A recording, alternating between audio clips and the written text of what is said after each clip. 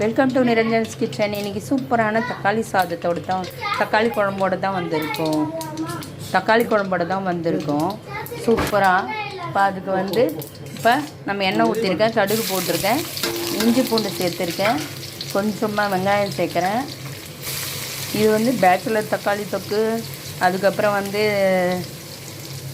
Simple தக்காளி தொக்கு, ஊருக்கு எடுத்து முறை தக்காளி தொக்கு, எதை வேணால் வச்சுக்கலாம். இந்த தக்காளி தொக்குக்கு பேர் நம்மளோட விருப்பம்தான்.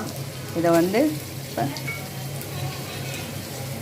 இதுக்கு குழம்புக்கு தேவையான அளவு உப்பு சேர்த்துக்கலாம். உப்பு சேர்த்துட்டோம்னா நம்ம வெங்காயம் சீக்கிரமாக வதங்கிடும். கொஞ்சமாக உப்பு சேர்த்துக்கலாம். வெங்காயம் இந்த அளவுக்கு கண்ணாடி பதம் வதங்கினாலே போதும். ரொம்ப வதங்கிடுச்சுன்னா நம்ம வெங்காயம் நல்லா இருக்காது. க்ரன்ச்சியாக ஒரு மாதிரி இருந்தால் தான் தக்காளி தொக்கு சூப்பராக இருக்கும்.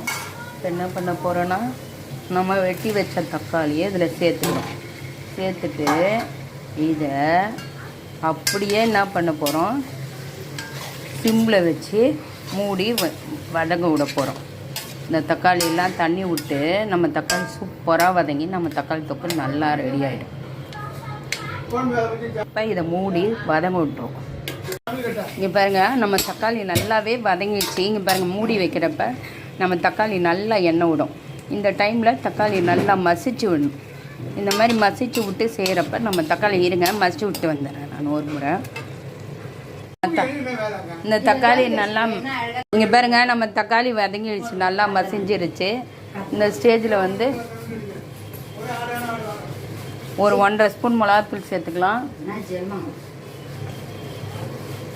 மஞ்சத்தூள் சேர்த்துக்கலாம், கொஞ்சம் தேவையான அளவு தண்ணி சேர்த்துக்கலாம்.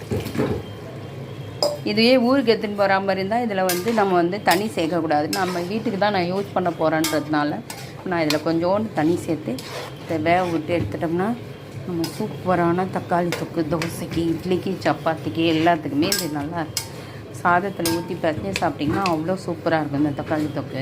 இது மாதிரி வித்தியாசமான சமையலுக்கு எங்கள் சேனல் சப்ஸ்கிரைப் பண்ணுங்கள், எங்களுக்கு சப்போர்ட் பண்ணுங்கள், லைக் பண்ணுங்கள், ஷேர் பண்ணுங்கள், கமெண்ட் பண்ணுங்கள்.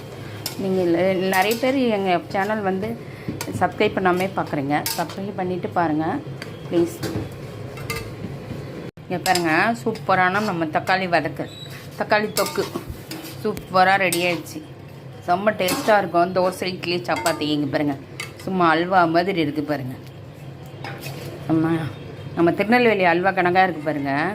இப்போ இதில் கருவேப்பிலை கொத்தமல்லி தூவி ஒரு சப்பாத்தியோ ஒரு தோசையோ வச்சுட்டு சுட சுட இந்த தக்காளி தொக்கு ஊற்றி சாப்பிட்டோம்னா அவ்வளோ தேவை அமிர்தமாக இருக்குங்க. ஓகே, பாய்.